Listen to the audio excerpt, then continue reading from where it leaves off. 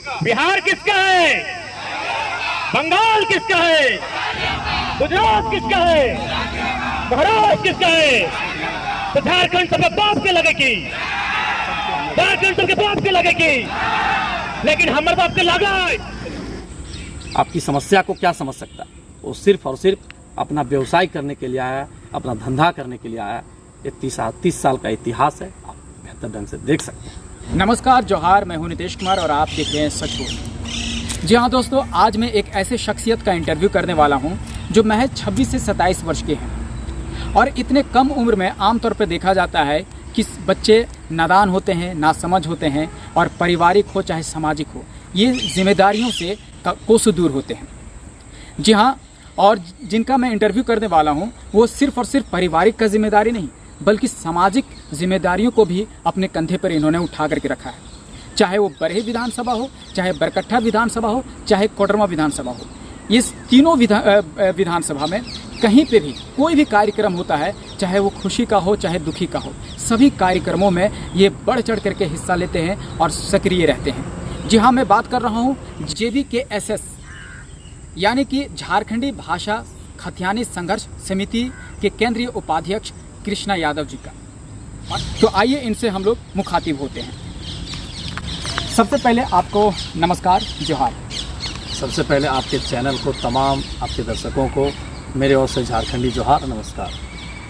मेरा सबसे पहला सवाल आपसे ये है कि जहाँ पे इतने कम उम्र में बच्चे जो होते हैं वो अपने भविष्य की तलाश में रहते हैं और कहीं ना कहीं कुछ बच्चे इश्क लड़ा रहे होते हैं या फिर लड़ा रहे हैं इतने कम उम्र में, लेकिन आप इतने बड़ी जिम्मेदारियों के साथ कैसे आप सक्रिय हो गए, इसके बारे में थोड़ा मुझे बताइए। सबसे पहले आपका जो सवाल है वो तो बिल्कुल सही बात है। जब समाज में लोगों से मिलते थे, गाँव में मिलते थे, कस्बे में मिलते थे, अगल बगल लोगों से मिलते थे, तो जो गरीब लोगों का जो समस्या है, पीड़ा है, जो उनके साथ अत्याचार हो रहा है, उसको देखकर हमको लगता था कि हम सभी लोगों को और एक्टिव होके और सक्रिय होके इन सभी लोगों का समस्या का समाधान करना चाहिए। तो फिर आप एक सामाजिक कार्यकर्ता से एक राजनीतिक कार्यकर्ता में जो आपका परिवर्तन हुआ है वो कैसे और क्यों, मतलब ये ज़रूरी है?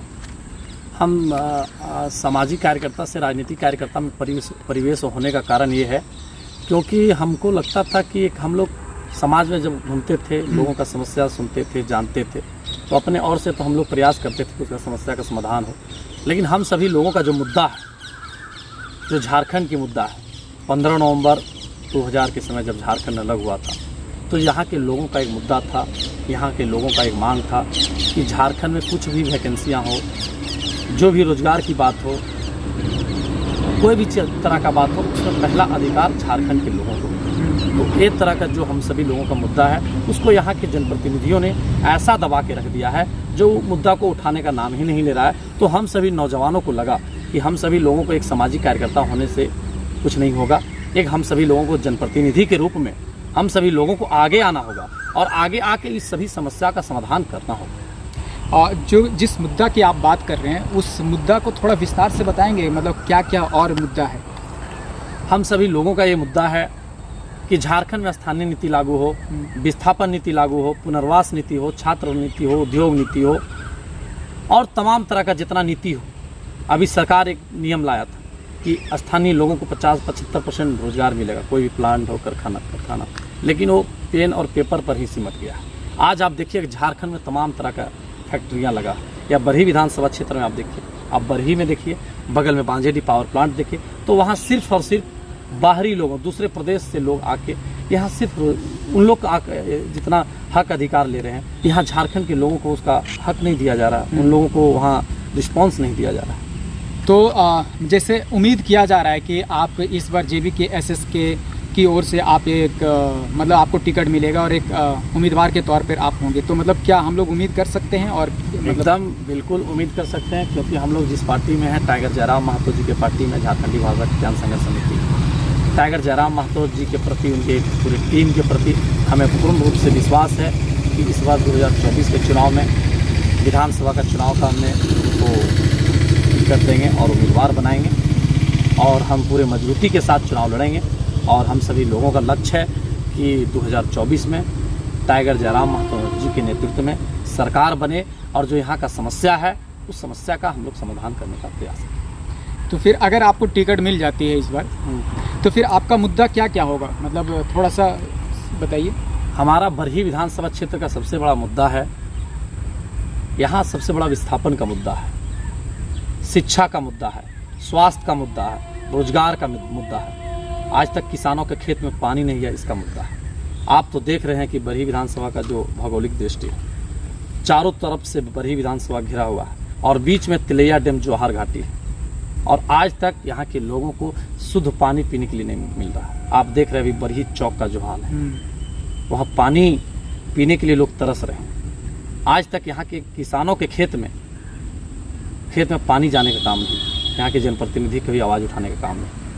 आप जो यहाँ का जो स्वास्थ्य का हाल है, आप NH2 भी है, दिल्ली टू कलकत्ता, रांची टू पटना, आए दिन अक्सर दुर्घटना होते रहता है। लेकिन आप देखते होंगे कि कितने यहाँ के जनप्रतिनिधि सजग हैं, कितने सक्रिय हैं। इस मुद्दा पर बात करने के लिए कोई तैयार नहीं है। और सबसे बड़ा मुद्दा, इस मुद्दा को हम लोग चाहेंगे कि यहाँ बेहतर स्वास्थ्य की व्यवस्था हो।